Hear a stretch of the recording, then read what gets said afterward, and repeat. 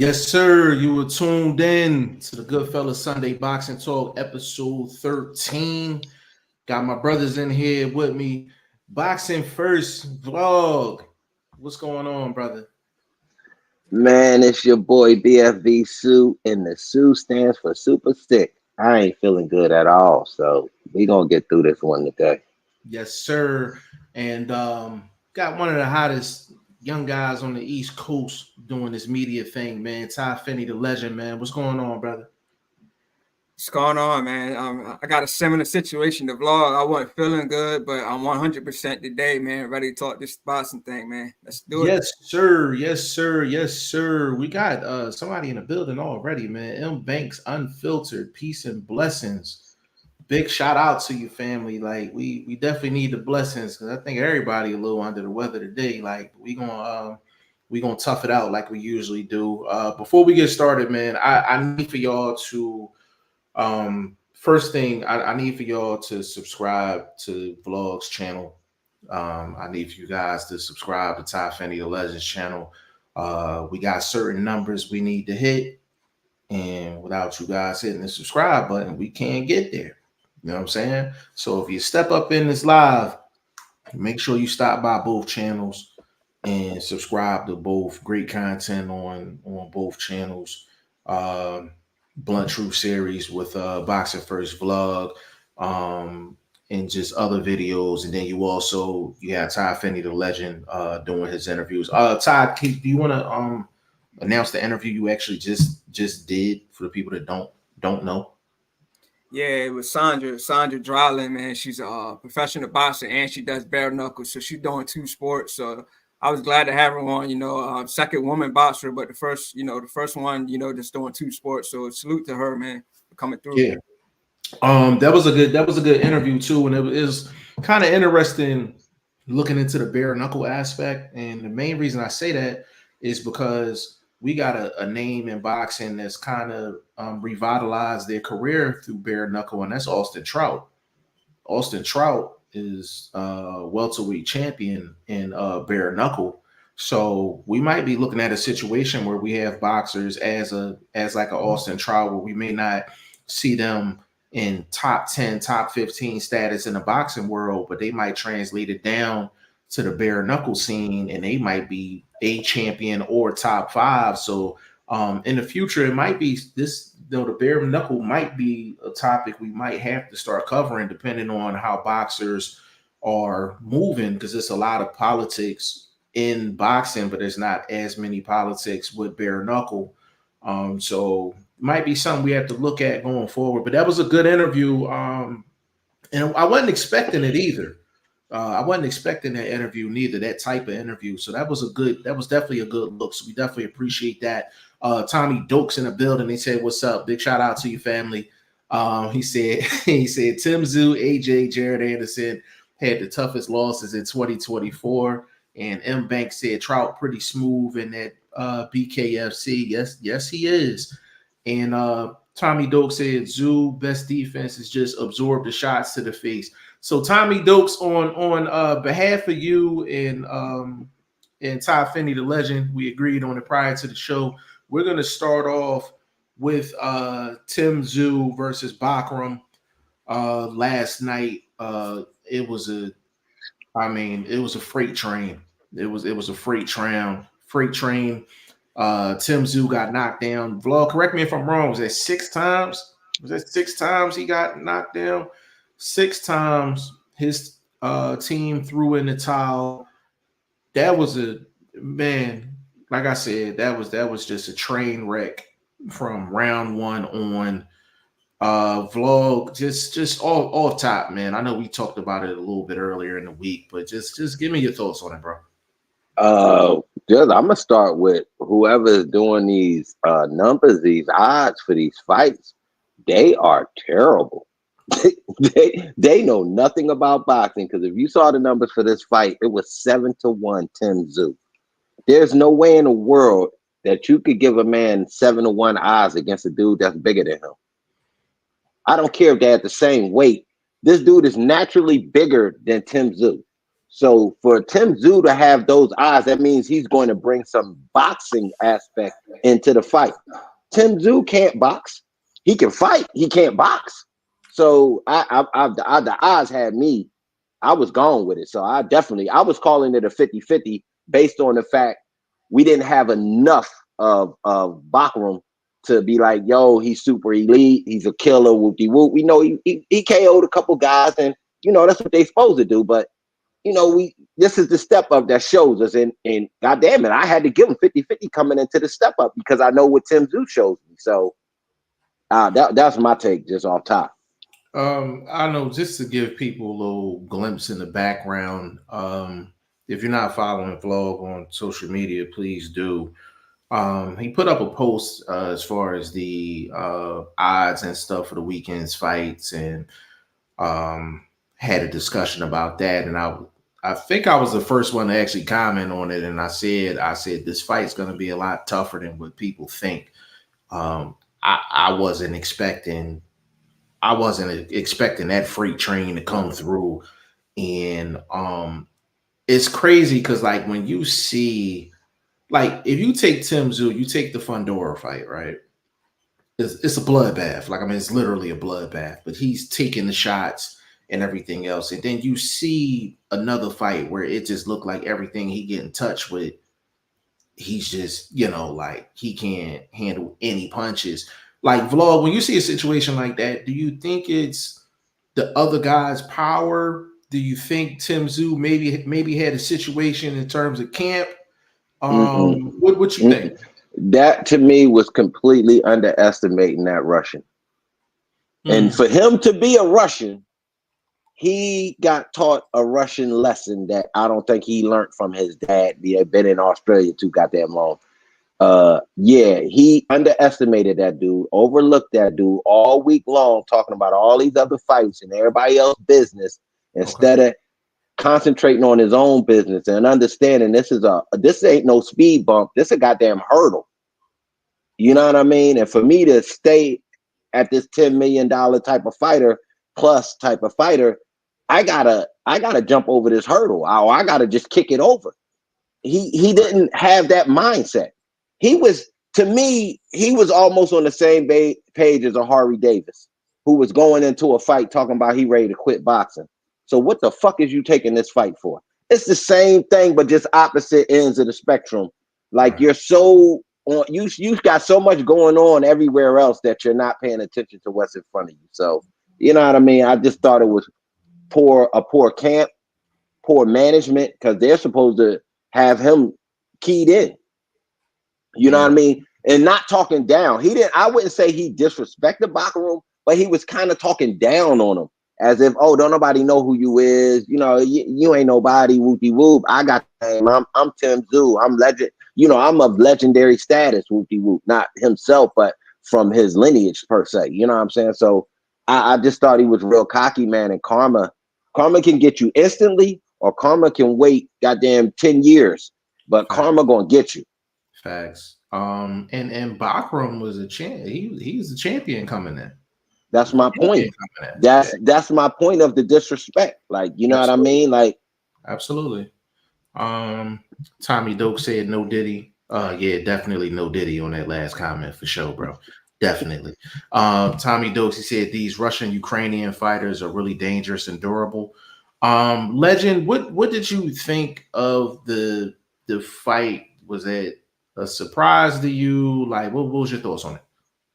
No, I wasn't surprised at all. But if you asked me a while back, I definitely had Tim Tszyu. But I talked with Chris about this, yesterday before the fight. I was like, man, this dude is a power puncher. He's a champion. He's undefeated. I was like, man, Tim Tszyu gonna have his hands full. And like Chris was like, nah, man, Tim Tszyu gonna walk through this guy. But yeah, man, when the fight happened, it ended very early. But you notice.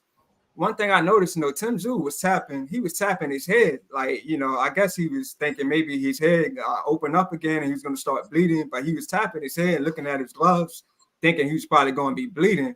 But, in that second round, man, when Bachram landed that left hook and Tim Tszyu went down, he got up. You can see that he's he was continuing to fight, but he was still on wobbly legs, and he kept going down multiple times in that round. And when round 3 started, you see that the doctor was checking him. The doctor was checking him out, so he must not have been fully recovered. And then round 3, back him. He had his back against the ropes. Bam, catches Tszyu with another left hook. So he got caught and went down by the same punch. And it was a good stoppage. It's a good stoppage when the team throwing the towel, because Bachman was going to go in for the kill, man. So. Yeah, I agree 100%, man. Big shout out to Chris G, my boxing son. Big shout out to Chris G. Yeah, like I think it's just the lack of acknowledgement that Bachman was a champion, undefeated, power guy. Like Tommy said, these Ukrainian guys, these Russian guys, like they come in with that smoke. Like they are coming with that smoke. And like our American fighters and these top level guys, you got to be careful taking on these guys. Like they got great chins, great power, they're disciplined. There's not a lot of upside to facing these guys, but people are hopping in the ring with them. And I feel like both guys, like Vlog and Legend, said it perfectly. I disagree with you slightly on it's not a lot of upside. I think it is upside if you actually coming in to work on the craft to win the particular fight. You know what I mean? Like Tszyu didn't come in with the right strategy to win this fight. Like, yo, let's box. Let's use our ability to move a little bit better than the Ukrainian, because he's no track star. Let's be honest about that. So let's be able to box around him. Let's make him work, burn energy. They didn't do anything that had a remnants of a game plan of boxing. Is it arrogance? Is it? Yes. That's why I said if you listen to a lot of his interviews throughout the whole week down there in Florida, bro, he got the sunglasses on. They out at the beach. He just running his mouth, bumping his gums, and it didn't have a sense of, yo, this is a serious situation I'm about to run into. Yeah, just to be honest with you, that whole card was just weird, bro. Like, it was a trash card. The card was trash. Yeah, it was definitely trash truck juice for sure. Like, but the thing about it, I'm like, in Orlando, I'm like, why Orlando? Like you understand what I'm saying? I'm like, just everything about it was just weird, man. Like, sometimes when they have fights in places like Texas, Orlando, there's no state taxes, so it's sometimes beneficial to try to hold the fight in these sort of venues, especially dealing with, you got big stage in Texas as far as this Texas stadium with Jerry Jones and how he likes to allow the fights to go on there. So that can be beneficial to your promotion on the back end. You know what I'm talking about? So it might have been smart as far as PBC was concerned. Yeah, but I mean, there was no money flowing through there. Like neither guy was known in Florida. It's not, Orlando's not really a really hub for. I definitely don't disagree with you. Get it? Like I didn't get it. I don't disagree with you. It's not like Roy Jones is still kind of down there, and it's, you kind of have that vibe of him being the Florida guy and the representative from when he was. They don't have that guy right now. They don't have Antonio Tarver or anybody like that. You know the thing that was funny about that, like I'm like when Beterbiev fought Vosdik, and people was like, why they put it in Philly? Their demographic is within this area. A lot of their demographic is within the East Coast. So I'm like, it made sense. They did their homework, and the place was packed. Like they did their homework. I was like, nothing about Orlando really said like, hey, bring Tszyu over here and block him. Like, you know what I mean? Like it was just, I didn't know that. I didn't understand analytics on that, brother. Cheap. It was a cheap setup. That's what it was about. They went low key. Yeah, oh, man. Cheap setup. Hey, I'm gonna have to agree with you, bro. Tommy Doak said Tim is now 0-2 in America. Maybe he should go back to Australia to gain his confidence back with a soft touch. Legend, you think that's a good move for Tszyu right now? Like him going back to his country and taking a soft touch fight? I think he should have took a soft touch before he fought Bachman, to be honest. But I understand I understand, the Fundora fight, it was unfortunate. He got, the bad cut on his head. So I think he was looking at it like, man, if that didn't happen, I would have won this fight, throw me back right back in there, with the top guys. But, I think he honestly should have took a tune-up before, The thing that's crazy, Legend, and it goes to what Vlog said. In their eyes, Bakram was the tune-up. And they just got it wrong. They got it wrong. And I want to add this before we move forward. A lot of these guys, I honestly think they don't watch tape. I don't think they're students of the game. And I don't think they do recon. Like, they don't do homework. And Blunt can speak on this. Like, when you about to go to war with somebody, the biggest part of you winning the war is you doing recon, you research, studying your opponent. And I feel like a lot of that is not going on with not only the fighters, but I'm like, the corner is supposed to do that. And I'm like, there's a lot of corner people to stealing checks, man. A lot of corner people stealing checks, bro. Can I say this? What's I up? think, like, just because you know how to hold the pads, you know how to motivate to a certain extent, it doesn't give you a strategist IQ.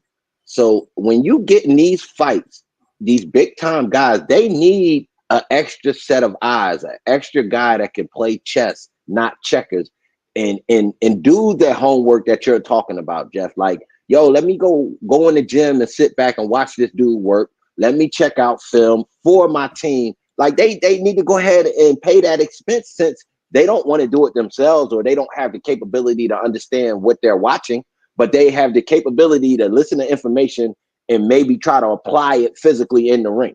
But they're not even gathering the information to try to divert it physically with their own actions. So I think the strategy as part of boxing has been thrown out the window, bro. Thrown completely out the window.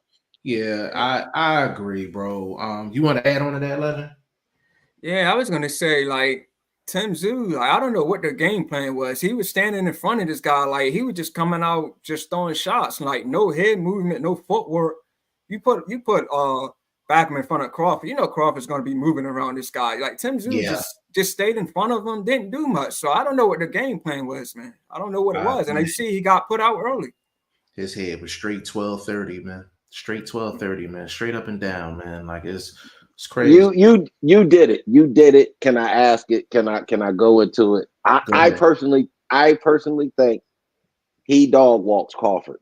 There's no way Crawford can stand up under that pressure for 12 rounds. He don't have 12 rounds worth of movement. What's your guys' thoughts? I think you crazy per usual, but I was just gonna say, right? I know Crawford's only had one fight at 154, but we know what Crawford does. We know he moves around. We know he's a counterpuncher. Tszyu didn't do anything, man. He just stood in front of that guy. Yeah. I guess trying to listen to me, man. young man. You talking about a dude that's 40 fucking years old, dude. This dude is not 28. Let's not think about the Crawford from 28 that's, making you run into things and whoopty-whooping. Hey. Man, I'm talking about the Crawford I just saw stand there and get his eye dotted like these motherfuckers was playing tic-tac-toe. Can I tell you, Bakram's not gonna have the same success that Madrimov is gonna have.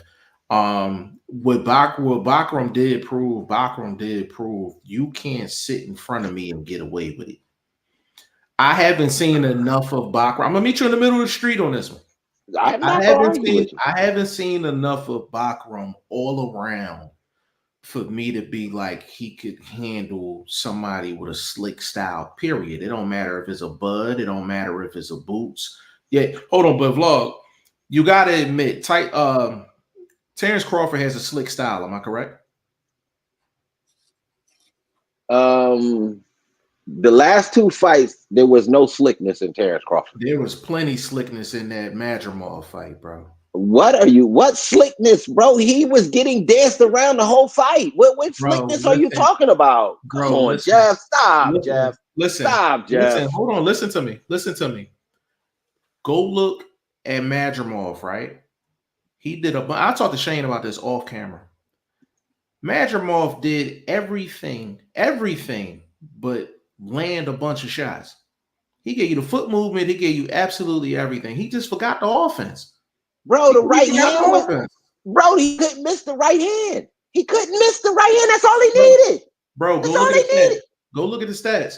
Go look at the stats, bro. Go I, look at the I stats. I I looked at the results of Crawford's face. I saw the fight. The I right hand understand. could not miss. Who won The the fight? right Who won the fight, though?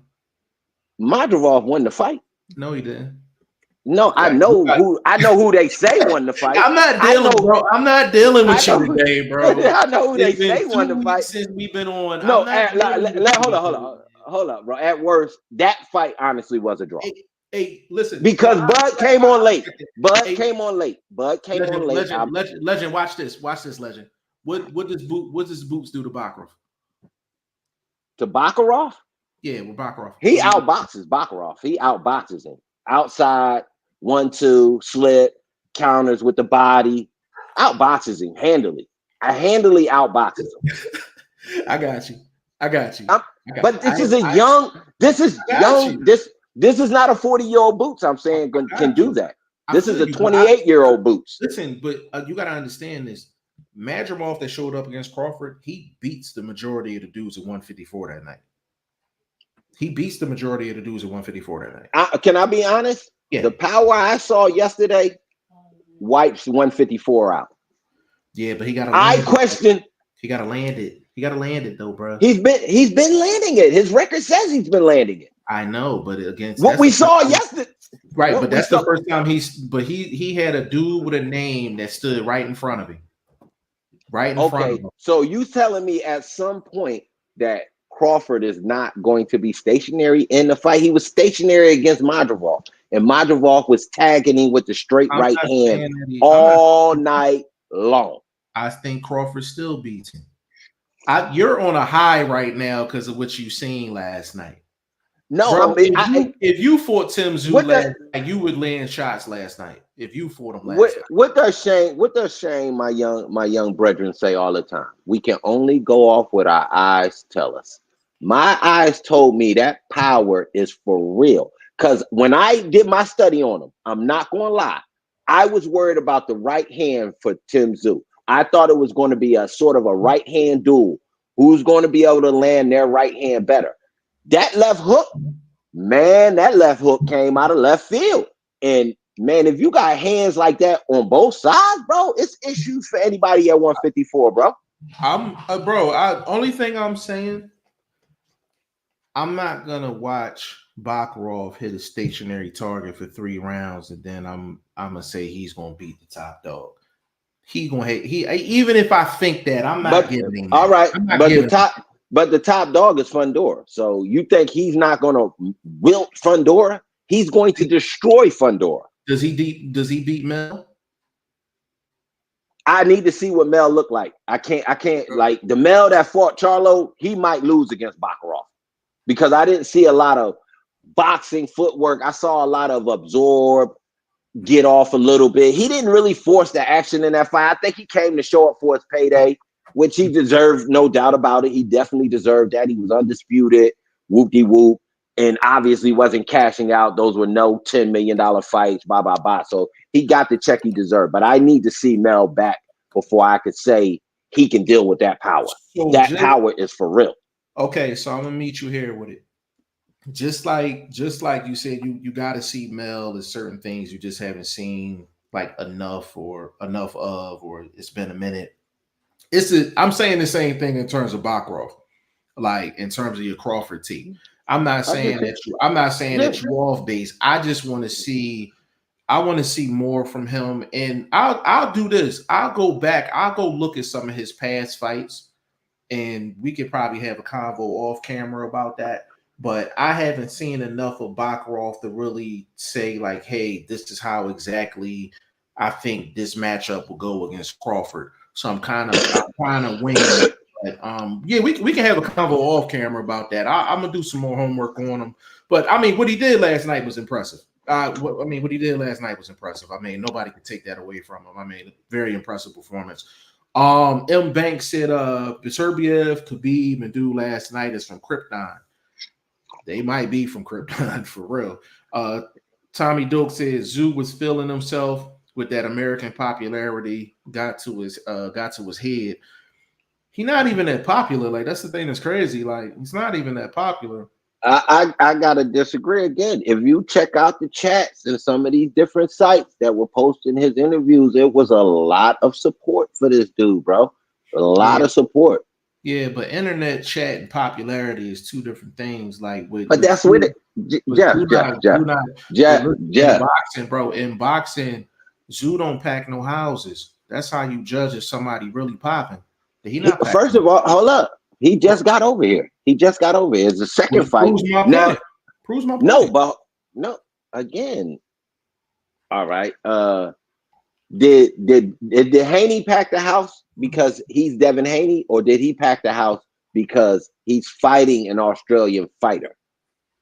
You see what I mean? Who are you talking about? I'm saying when fighters go on the road and you say they pack the house.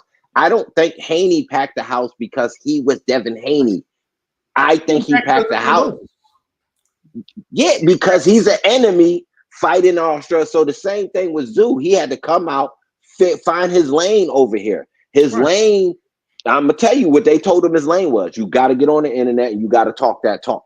That's what the fuck he did. So that led to him being blown up, reading his own comments, reading the own chatter about himself, and he didn't fight well because he didn't pay attention. If he feel like he has a lot of American popularity, he need to get that out of his head. Like, it's some guys that's popping on social media, but they wouldn't sell 1,500 tickets. Like, you know what I mean? Like, it's just different levels to it. Like, so if he thinks he's really like popping in America like that, it's not like that. Like, people know who he is, but it's not to the point to where you're feeling yourself. That's crazy. Like, that's saying a lot. That's why I said, bro, if you double back and just check out how he was talking just this last build up for the last week, it was way too cocky, way too over the top, really didn't seem serious. Like, maybe he's still affected, bro, because I'm going to be honest. Like, I'm the last point on this dude. The way he looked after the fight, they should not even have that dude standing there talking, bro. This dude was fucking concussed. Well, Tommy Dokes just said it. He said, "Did you see Tim's face after he got up? It looked like he thought he got hit by Godzilla." Yeah, it's the eyes, bro. Damn, Tommy Dokes, you still know my thoughts. He said his eyes said it all. Yeah, I mean, them eyes, man, they was beady. They was beady-eyed. You know what I mean? He couldn't even see that left hook. That left hook was coming like a cat burglar in the middle of the night, bro. You just don't see that motherfucker coming, bro. He in and out the window, which is shit, bro. Right. God damn, he took that dude's soul with that left hook, homie. Yeah, it was bad. Clean. It was clean too. It wasn't no AJ Ruiz type hook that clipped the back of the head or anything. That was square right over top of the ear, right on the dome, and dude definitely needs to be getting an MRI today. I'm not fucking frauding. I agree.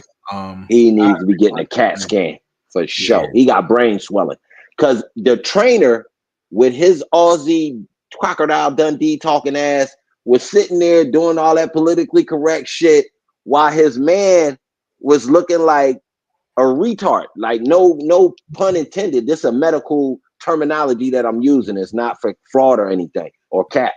He did look like you drool in, and like he looked like that. And then they asked him a question. He was like, huh? Oh, I don't know what happened. Like, what the? Why y'all standing?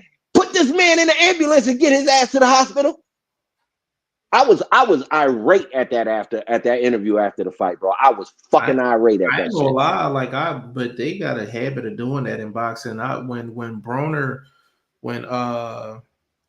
took his loss against Chino, I didn't feel like he should have did an interview. I thought he should have went straight to the hospital. I remember that. Yeah, No Wildville, what's going on, brother? Appreciate you stopping in. He said Zoo just lost a $20 million bag fighting Bizarro World Karen.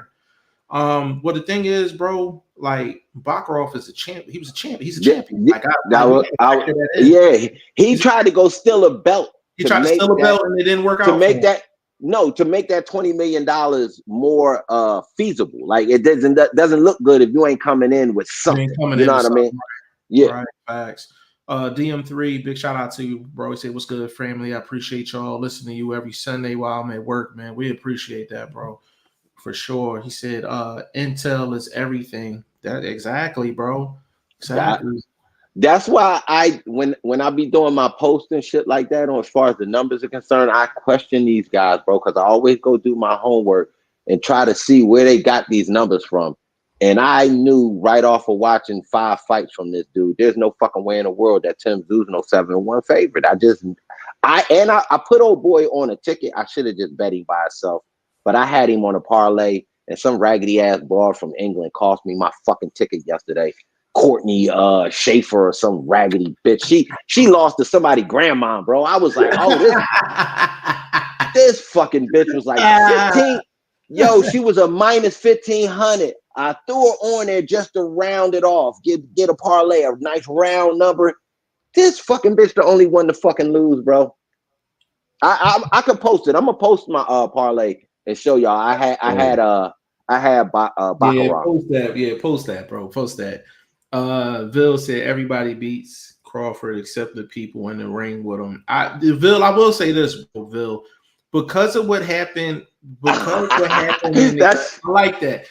Because of what happened in the Matrimonial fight, I didn't really dismiss the thought, because I'm like, we have to, and this is what every great fighter, we have to evaluate them differently when they get to that higher age. So it is a process. It is a transition that we have to do as boxing fans with Bud, because even though he hasn't really been in no real wars, he's still up there in age. So we do have to evaluate that when we evaluate Bud and his opponents at the end of the day. M. Banks said it'll be Bud's. Ryan Frazier said, shout out to the panel, salute G5. Big shout out to Ryan Frazier. Met him on TikTok, actually. He got a channel. Definitely go check him out. Ryan, if you cool with it, maybe next week, man, if you got time, maybe you can I'll shoot you a link, man. You can jump on, you know what I mean, Boxing Talk Up North, man. Knowledgeable dude, man. Good dude, man. Big shout out to Ryan Frazier. Lavelle Jackson, big shout out to you, family. He said Tim Tszyu didn't change his approach at all after being hurt. So Lavelle, let me get into that real quick. When a fighter's not used to being hurt, or they don't train on what to do when they get hurt, you're gonna see exactly that. Like, they're gonna swing for the fences, not move their head, not hold, not try to create separation. They're not gonna do anything that a coach would tell you to do when you're hurt. You're supposed to try to get through the round. You hold, you do what you got to do to get back to the corner. Obviously, and this might goes back to the arrogance as well. Just when you're hurt, like, guys got to throw their pride out the window. You got to throw your pride out the window. You're in survival mode now, and it looked like he was just trying to be macho and things like that. And I'm just like, you see that with Lavelle, you see that with a lot of fighters, bro. A lot of fighters. But you also have the extreme where fighters go overboard when it comes to reacting to them being hurt. And that's Ben Whittaker. You know what I mean? You see how Ben Whittaker reacted to being in a tricky situation. What you call him again? What you call Ben him again? Ben Whittaker. Whittaker. Q. Put the Q, because he straight quit. Before he quit, though, and I did put this online, he tried to dog it out. Before he quit, he tried to dog it out. I'll give him that. But he still quit. So that's the opposite end of the spectrum. When they hurt, they in a difficult situation, they go to the extreme like he did, or they like Tszyu. What the fuck am I doing? I'm only thing I know I do is keep coming forward. So they just rely on what physically muscle memory that they know. But I do think as trainers, Like we see all of these pad videos and all this mitt videos and all this. Why don't we see videos of trainers showing dudes how to tie up properly, showing dudes how to do the subtle nuances, how to spin off the ropes, how to feel the ropes and know, okay, right here, push offs, subtle things. Like we don't never see none of this subtlety training. We see all of this flashy shit. Hey, I'm bro, confused. listen, let me I got it, and this was something from a while ago, at least a year ago, man. And it's on the channel. Shane and I was talking to Padman McGriff. Big shout out to Padman McGriff. I'm gonna tell you what he told us on that particular show. He said, how do you prepare a guy to react when they're hurt? And me and Shane was like, hey, clinch, hold, do what you got to do. And he was like, no, I mean like training, like in the gym. So I'm like, good question. I'm like, put us on. So Padman said he has this drill where you literally, the fighter basically spins around, right? Bro, that's old school. That's old school. I know that's old school. But the thing is, you spin the guy around basically until they're dizzy. Dizzy, yeah. And then they have to basically go through a drill between 30 seconds to a minute, basically while they're dizzy, to basically simulate being hurt. And you work on those things to try to survive. And that's a way to try to address it in camp. It's the reason I brought it up, bro, is because yes, that's old school. But that's a person. So Padman is known for pads, but he broke down that whole situation. And I'm like, if you don't have old school teachings, you're not showing a fighter that type of stuff. And that's a lot of the stuff that you don't hear about. That's a lot of the stuff that you don't see. And that's coming from somebody that's not in a guy's corner on fight night. So big shout out to Padman McGriff. But it's some of those old school teachings that you really don't see. And it's probably like less than 5 that's actually teaching those things in the sport of boxing. And I'm talking like coaches. There's less than 5. It's less than 5 for sure. Man, they got me ready to get my certification, man, so I could be a hired gun. I could teach you how to beat any other dude. Or any dude to beat any other dude. It's fucking easy as pie. You just gotta do your homework, bro. Like, but these motherfuckers don't do their homework. They so committed to hitting the heavy bag. They so committed to jumping rope and all of this shit. That's all fine, well and dead. But when it come to fight night, motherfucker, is you bringing that rope in there with you? Is you bringing that heavy bag in there with you? No, you're not. You have to bring in a game fucking plan. And I'm tired of seeing these motherfuckers come in here without no game plan. We just saw that shit on Pro Box from goddamn Chris Colbert. No fucking game plan. Over fucking weight. Like, what, bro? Come on, bro, with the fucking check chasing, bro. I'm so glad that shit was free. I would have hated to pay to see that fucking trash, bro. This motherfucker was out there looking like somebody's grandfather with purple hair. Like, bro, did you just come out the audience? Like, what the fuck? I'm confused. I'm confused with what's going on in boxing, bro. Like, but it's also entertaining at the same time, and I guess that's what the sport is about, entertainment. You know what? Let's go there. Chris Colbert fought on Showbot on Pro Box, 9th round stoppage, and I mean, vlog, talk to me. The man can't make that weight that he feels like he's the best at. And once you get above a certain age, yeah, man, cutting them calories and getting that cellulite off that waistband ain't easy, bro. Take it from a double OG, I know, but I still got a little something under the sleeve, so I'm good. But to be getting in there acting like I can perform at the highest level is fucking ludicrous. And he was ludicrous for thinking he could take that fight. It was a good fight, though. Do I think it should have been stopped? No. He could have made it the distance. He wasn't really getting hurt by Salcido. There you go. Salcido, you had it.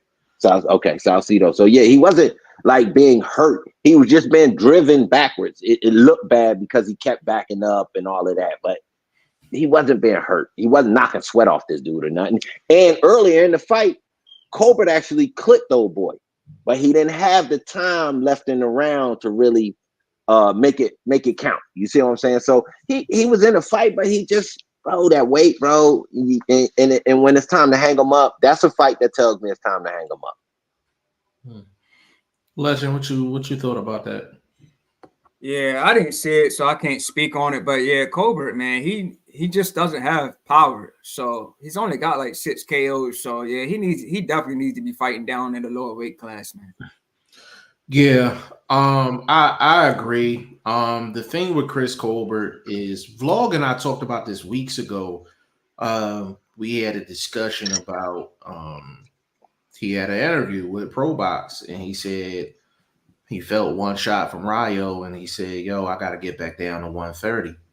And I know Vlog, I know at the time was saying, you know, maybe he was kind of being strategic with the statement. I kind of wasn't buying it, but I understood why Vlog said it because he's charismatic. I was like, he could have possibly trying to be, you know, talk a certain way in regards to that. But he said in the interview, bottom line, whatever his intent was, he said he had to go back down to 130 because of the shot that he felt. The thing about it, I'm like, he fought that fight at 136. And when you watch that fight, number one, no premium gas on them shots, man. That was all 87 on the shots, man, for sure. Nothing premium on them shots. You know what I mean? No 93, no 91, no 93 on them shots, bro. All regular gas on them shots, man. So he couldn't do anything to get South Jeff, off of that nigga, he ain't had no gas. He was using kerosene in that motherfucker, bro. Man, God damn, bro. The house kerosene, brother. Man, he was trying to gas the whip up with house kerosene and wasn't getting nowhere. Oh man, it's crazy because I'm like, he had no steam on the shots, right? Salcido's walking through the front door, no admission fee, no nothing. He just walking on in there. He kicking shit around in the living room, all types of shit. Like, and Salcido wasn't even landing no crazy shots. Here's what happened. First 4 rounds, he invested to the body. First 4 rounds of that fight. And what happened was Chris Colbert started trying to use the ring. But the one thing about that Pro Box ring, they do not have a big ring. That is a matchbox with ropes on it. You understand what I'm saying? You fight on Pro Box TV, you are going to have to fight. They want it to be super fan friendly. They don't want all of that coming in, wasting 3 minutes, trying to track somebody down type of shit. And I get it. It's smart. It's very smart. TV. I see what y'all doing, bro. Because I'm like, that ring.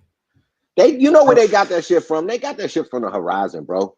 Put these motherfuckers in this pack, Lord. We gonna kick up dust. It's everybody on top of each other. It's gonna get funky in here. You know what I mean? The Bulls gonna get you know what I mean, doing what them Bulls do. You know how we do.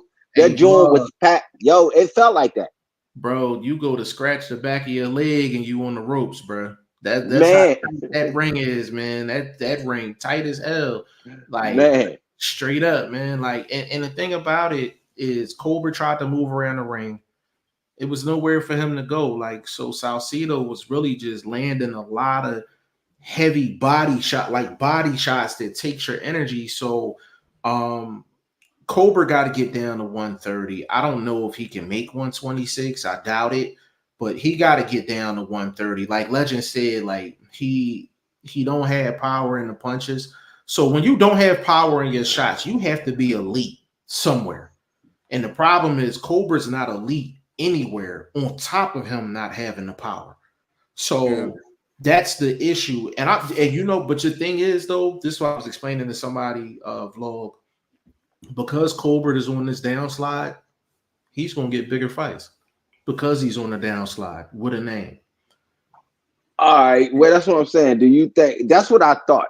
I thought he was trying to catch a fight over at Top Rank or something. Like he could pull this out, get a call from Top Rank, because it seems like they got a lot of 1 to 35 guys over there. I doubt if PBC would have called him back just because maybe they feel like they causing money because they probably pre-invested in them. New York dude, flashy. You know, they probably pre-invested in them because you know how Al and them send your money up front and then expect you to work that shit off. And his work rate was terrible, and they just probably was like, "We done with you." So I think he was trying to catch a wave, get a little pro box fight, springboard to like with the ball fight with the boy that fought Ball. Nick Ball, and you talking about Ray Ford? And with Ford? Ray. No, the Mexican boy that used to fuck with Reynoso on them. He just lost the 10-round decision. I mean, he just got KO'd by Ball a couple weeks ago, but he got that fight. I forgot his name. I know you're talking about though. He sprung board from 2 pro box wins, 2 back-to-back wins on pro box. No, he lost one, then bounced back and won one. And that got him that look to obviously gets called overseas. So I ain't gonna lie, he did put in a nice little fight. He was giving Nick Ball some work, man. Nick Ball had to earn that victory. But he definitely, right now, he top dog at 126. But back to 135, he was trying to catch that wave, that pro box wave. And I think he was looking to get a call from Top Rank or somebody like that, because that's the way he was talking when he was being interviewed by them. I'm going to keep it a stack. Just follow me on this. Chris Colbert, two fights in a row. He gets stopped. One highlight reel. This one, I was told the corner stopped it. Yeah, they did. They threw in the towel. He turned around and looked at him like they was crazy. And that was his dad too. I don't know why his dad. That make no sense. Let this man. He wasn't. It wasn't. He didn't get his ass whooped. He lost. Like so, just. Let me throw this at y'all. Let me know what you think. So the last time they was in the ring, the last time they had a fight, Chris Colbert purposely was not listening to his dad. And it got him clipped. What I seen as far as his dad stopping the fight, I think that might have been an agreement between father and son before the fight started. Hey, listen, if you don't show me this, or if it gets to a point here, I'm not letting what happened the last time. You're not gonna not listen to me, and I'm gonna let this go. Come on, bro. But if he hadn't got clipped up to that point by a guy that's not a one-punch banger, never had been a one-punch banger, and had landed on your son already throughout the fight, but nothing had the steam. In all honesty, your son landed the strongest punch in the fight where you could see physical reaction from the shot. None of those punches Salcido were landing physically reacted outside of I'm being pressed. He's putting his will on me. But Vlog, you gotta admit this too, though. If this was like a battery meter, like in a video game, this was Colbert's. Oh yeah, no doubt. I'm definitely not saying that. You gotta remember that happened in round 9. So you got 3 more minutes. Understood. But even if you take not the last Rayo fight where he got knocked out cold, even the fight before that, he got knocked down twice in that fight. So this is the 3rd fight where there's been multiple issues between trainer, fighter. He never got knocked down though, Jeff. He did not get dropped. I understand that, but if you're coming off of 2 fights against Rayo and they were bad. Rayo got robbed in that first fight. Right? And he got knocked down multiple times. Then he was a meme in his last fight. That margin for error goes down when you have 2 situations like that. Under normal I would have let it go. I would have let Chris Colbert go, and whatever would have happened because he already went through 9 rounds of it. That's me. But obviously there was a conversation, whether it was before round 9 started or round 8, whatever. You said it earlier. You said it earlier. He wasn't listening to his dad in a previous fight. Correct. Could this have been his dad getting back at him? Are you thinking more so of a Kenny Porter, Sean Porter situation that happened with Bud? Yeah, you not listening to me? I'm gonna stop the fucking fight. Like, that's what it sounds like. Now we talking it out. That's what I think. It could have been okay. I'm gonna show you up now. You show me up by not listening to me, and you got yourself knocked the fuck out. And bro, and here's the thing: like, not only was he not listening to his dad, he wasn't listening to Barry Hunter neither, who was one of the more respected coaches in the game. Yeah. So it wasn't just his dad. Hey, real quick. Can we talk Haney? Can we talk Haney before I get up out of here? What we talking about with Haney? What we talking about? How y'all feel? He back in the gym. He got Mickey, what's the dude name? Mickey Mo or Mickey somebody. He got Freddie Roach with him. I mean, what's the vibes, man? I'm hearing Blair the Flair, Haney. You know what? I'm gonna say this real quick, bro, before we get off. If Haney really want to get right, you know who he should go get? The guy that fought on Pro Box Wednesday. Stop. That's not. He did. You gotta make money. Can I explain why though? I understand what you're saying. We boxing mind. You don't even gotta tell me. All right. I get it, but you gotta sell. We know Flair is sellable, but my thing is, does he have sneaky enough power? That's the only thing. Like for me, I question that fight. Not for Haney. That's why I said it's dangerous because he's sneaky and he's a little awkward. You know what I mean? So, but not to say that Haney can't win it because we've seen him fight awkward guys, Loma, guys like that before. So, I think it's a good fight, but I don't know, bro. Haney's a sports card. Haney's a sports car that got into a little fender bender. Like we got to check the tires and check the engine and make sure everything's still moving the way it's supposed to be moving. That's why I said if he gets a guy like a Chris Colbert, I wouldn't be mad at it because his next fight is going to be about himself. If it's not Brian Garcia, it's going to be about himself. He got to check and see if he still got it. But at the same time, this is a business. No one wants to pay to check to see if you still got it. Nobody wants to do that. That's why fights like AJ versus Jermaine Franklin, just to me, it's like, who the fuck is paying for that? Like, why are y'all talking about a fight that's going to cost somebody too much money? Like, what the fuck? Like, I don't get it. Like, yeah, I understand what you're saying. The thing about it, I'm like, he's at a point where no matter what the circumstances was, the last time we seen Haney was in bad shape. He was in bad shape. So he's going to have to, that next fight, who they pick is going to be very, very important. Very important. I mean, he went the distance. Vlog, we're not going to go through this, bro. He looked like he was in an accident, bro. He looked like he was in a car accident. This man went to the moon and drilled some juice. I know, bro. I ain't denying that. I know, bro. I know. Didn't it go 12? Didn't it go 12? I do believe it went 12. Oh, okay. Haney looked like he got dental work done after the fight, man. Like his joint was all swollen.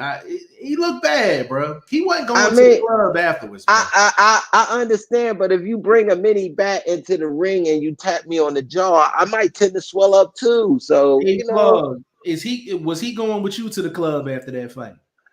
No. We're going to drop him off at the house. That boy was out there looking like the Mask. He was looking like dude from the Mask. That's an old school movie for all y'all young bucks. Look that shit up. That's that bitch Cher. Yeah, some big head motherfucker. God damn.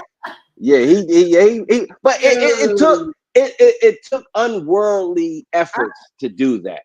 I know. I say, listen, in all respect to Devin Haney, a lot of guys would have checked out in that fight for sure. If you had to pick, before we go, Vlog, if you had to pick one person he could fight that'd be the perfect situation for him, like who would it be? Oh my God, bro, that's a fucking hard one, bro. Oh my God, bro, that I would have to look, bro, because it has to be sellable. I don't need the cupcake. I don't need Salsicito.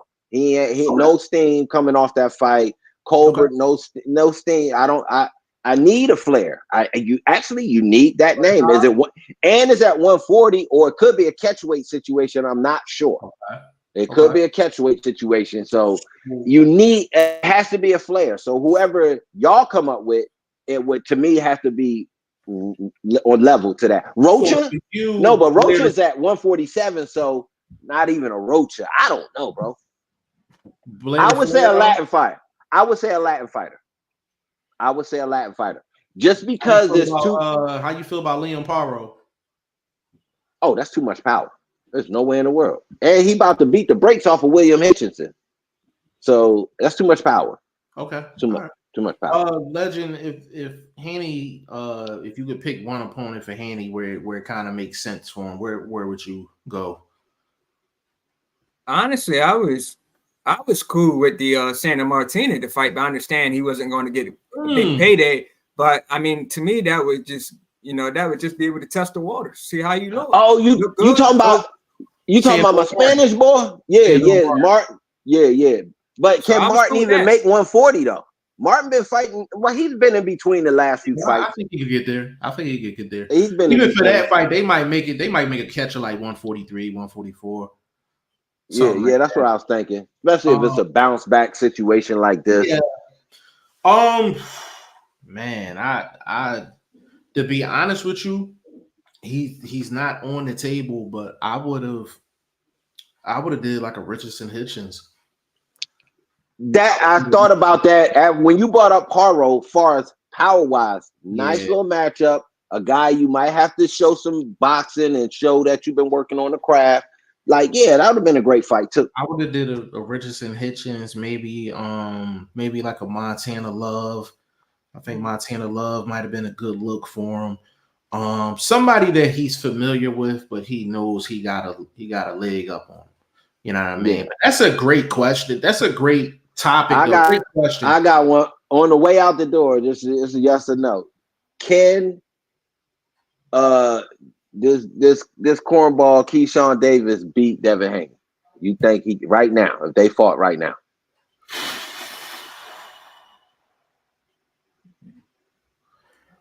I say no. Right now, I say no. I think Haney's just been in there with way more names. But Keyshawn's on the right track. But right now, I say no. I'm gonna say no because I think if there's a guy that's gonna beat Keyshawn Davis, it's gonna be a guy with Devin Haney's type style. So I would say no. But that's an interesting fight though, for sure. I agree. I agree. We gonna get about this thing, man. Pretty much an hour strong, man. We left a lot of topics open, but we 2 weeks behind, so we gonna get back to it next week. Vlog, give them the social media and all that. Let them know what you got going on with the channel, bro. Man, I'm doing my live for the drive because I'll be on the way to work and I just be having boxing thoughts on my mind. So y'all could check for that. I got to slap the WBN in the mouth again, talking about Floyd 50-0. So expect a Blunt Truth video this week where I'm gonna get the shovel out and I'm gonna just start smacking them writers with the shovel, man. It's getting ridiculous over there at World Boxing Network, World Boxing News. So they getting to work this week. So yeah, just check me out this week, man. The channel gonna be active, bro. So I can't do as much like the video type of stuff. So because I got going on and whatnot. I'm sick right now too. So don't nobody want to hear me talking no boxing. But if I do get up in the morning, expect a live for the drive, man. So just tap in with me, man. I appreciate the support. Big shout out, man. Ty Finney, the legend, man. Give him social media. Let them know what you got going on. Yeah, man. Facebook, Todd Finney, IG, the legend, 3447, man. Just be on the lookout for interviews, man. I'm always going to be doing them, man. So just be on the lookout for that for sure. Absolutely. I was in the chat on that last one, man. That was an excellent interview. Great questions. Old girl was very engaging. You would think a bare knuckle female be kind of rough around the edges. Nah, man, that was a great interview. She was very engaging and she's a very marketable personality. She's a spiritual lady. So that's very definitely something that can be spread out throughout the community. And there's a good aspect that even in a combat sport, nothing wrong with being spiritual. So I like that aspect of that, her speaking on that. So shout out to Ty Finney, man. Y'all definitely subscribe to my guy. I would appreciate it. I would appreciate it. Facts. The fact that he's not at 1,000 is crazy to me, but we're gonna get there. We're gonna get there when we're supposed to get there, you know what I mean? But I'm all over the place, man. Facebook, Instagram, TikTok, the whole shebang, man. Everything G5 Jeff TV. On behalf of Ty Finney, the legend, Boxing First Vlog, aka Blunt, And little homie Shane, you know what I'm saying? He ain't make it in today, but big shout out to the little bro. Yeah, I mean, on behalf of the staff, man, appreciate y'all stopping in. We're gonna see y'all next week.